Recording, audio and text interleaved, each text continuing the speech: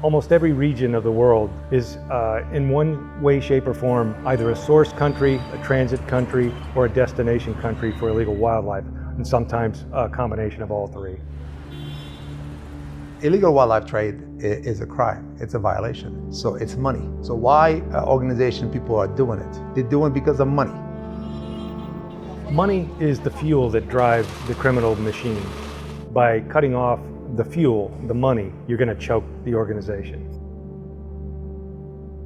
Illegal wildlife trade has increased in profile in recent years as a global issue, with ivory, rhino horn, and pangolin scales quickly topping the list of the most trafficked wildlife products. As with most types of organized crime, wildlife trafficking depends on network effects to be effective and elusive. That's where money laundering comes into play.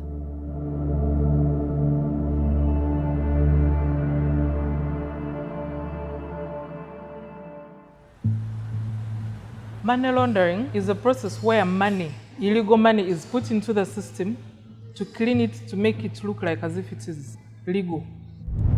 According to the Financial Action Task Force, common money laundering mechanisms include misuse of established formal financial platforms and the use of shell and front companies in both the source and destination countries to set up complex company structures that are multi-jurisdictional with multiple layers of ownership to conceal payments.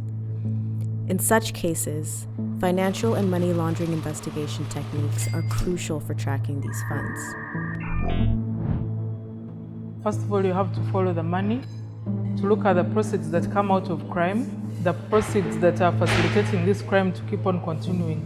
So you have to disrupt and block the money that is facilitating this crime. And the only way to disrupt those criminal organizations, no, it's not by putting them in jail, it's by taking their money. Physical surveillance, trash runs, compulsory measures to obtain evidence, interviews, controlled delivery, intercepting communications, and undercover operations are some of the techniques that have been used when conducting financial investigations. By conducting financial investigation that will lead to having concrete evidence. And here we have to underscore the concrete evidence, which will pave the way for forfeiting assets, money, and all sorts of ill-gotten wealth. The goal of investigating and prosecuting perpetrators is so that the whole community understand that crime does not pay. Despite the scale and seriousness of this growing crime type, both public and private sectors often fail to employ cutting-edge financial investigative techniques and act against the financial flows linked to illegal wildlife trade. We cannot address poaching and illegal wildlife trade without addressing issues of money laundering. So now what we're doing parallel investigation.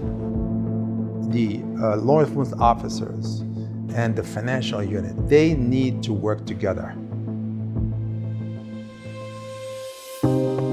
Financed by USAID and the Global Environment Facility under the World Bank-led Global Wildlife Program, the UN Development Program and a consortium of partners led by the Grace Farms Foundation are delivering multi-agency trainings in financial investigations and prosecution techniques for wildlife crime in Kenya, Uganda, and Tanzania to increase success rate of prosecutions.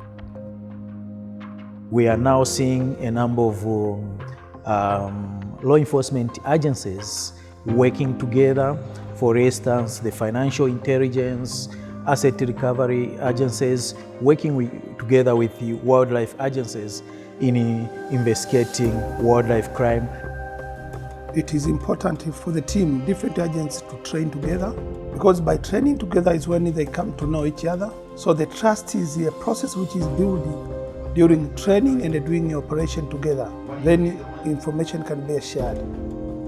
We are collaborating with other agencies to help us to do this financial investigation, and we hope with the training that we get, we shall be able to hit a great success in the next cases that we encounter.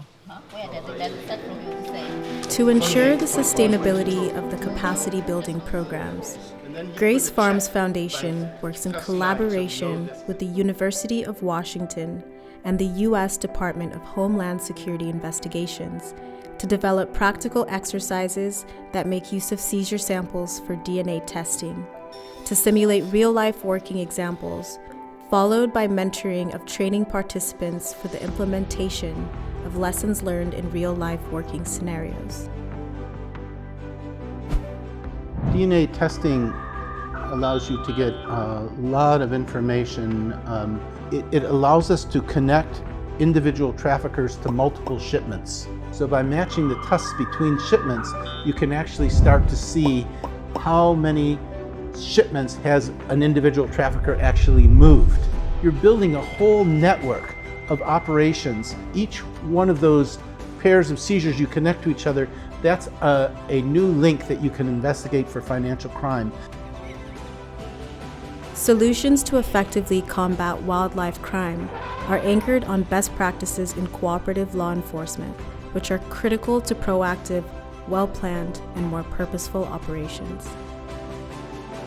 Law enforcement needs to continue to develop innovative investigative techniques and forge useful partnerships with private sector partners in order to effectively combat money laundering globally.